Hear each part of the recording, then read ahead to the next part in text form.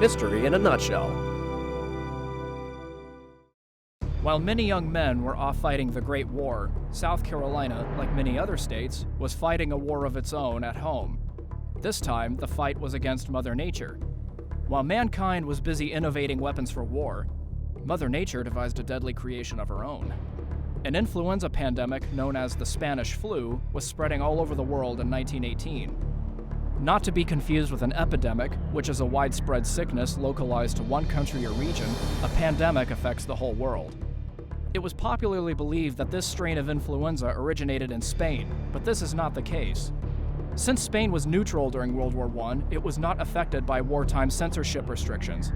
Spain was the only country reporting about the pandemic in early 1918, hence why people thought the sickness originated there. With the outbreak of the Spanish flu in January 1918, the flu would eventually spread from the war in Europe to the eastern United States, including South Carolina. Influenza first arrived in South Carolina in Avian County in September 1918. The South Carolina State Board of Health concluded several reasons why the flu first appeared in the Piedmont area. First was the direct railroad connection between South Carolina and Kansas, where the pandemic first appeared in the United States. The other was due to the upstate being more densely populated than any other part of the state.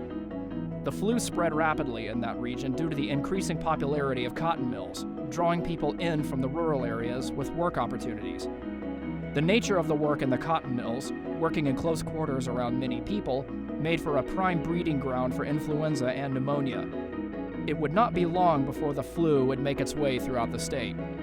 The flu hit both rural and urban areas alike during World War I era South Carolina. Urban areas in South Carolina suffered much worse compared to their rural cousins.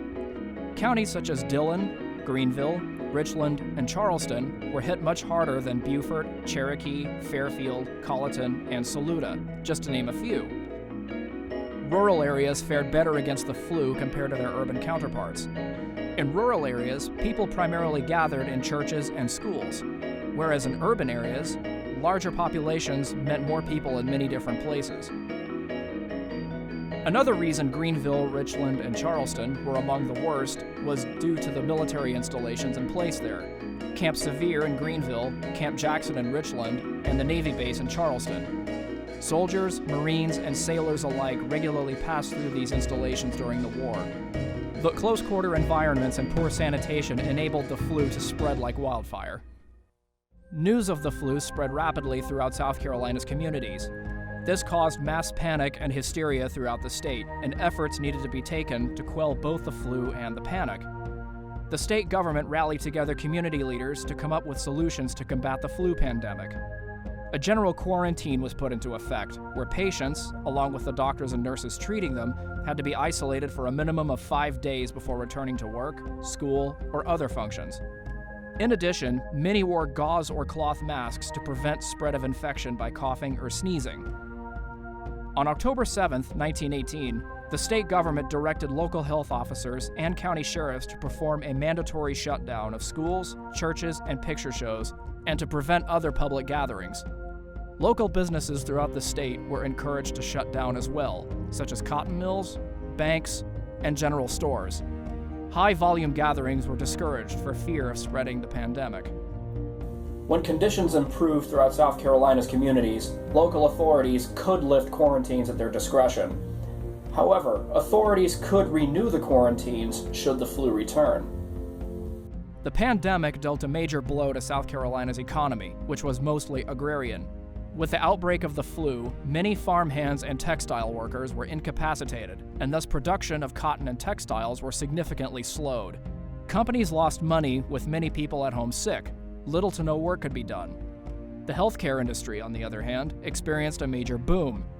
Patients flooded hospitals and doctors' offices. The medical field was a male-dominated industry at the time, and many of the doctors were off fighting World War I, serving as combat medics and field surgeons. Women now began to fill roles once held by men, allowing them opportunities for additional education and filling shortages in the medical field. Societal norms and laws from the period also contributed to the number of deaths in South Carolina. Jim Crow laws made conditions even worse for African American communities compared to white communities. When comparing the infection and death statistics throughout the state, in most cases, more African Americans died from the pandemic compared to whites. Segregation hindered African American patients and healthcare professionals from accessing healthcare facilities. As a result, African American communities became responsible for their own healthcare in combating the flu.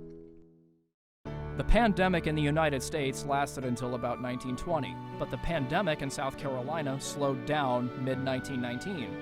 South Carolina weathered the pandemic without any real forms of medicine. Protection against influenza would finally appear in 1938, with the development of a vaccine by Jonas Salk and Thomas Francis. While it is not 100% guaranteed protection, given influenza's mutative nature, getting your flu shot every year and practicing good hygiene are encouraged, since they are our only protection against the flu.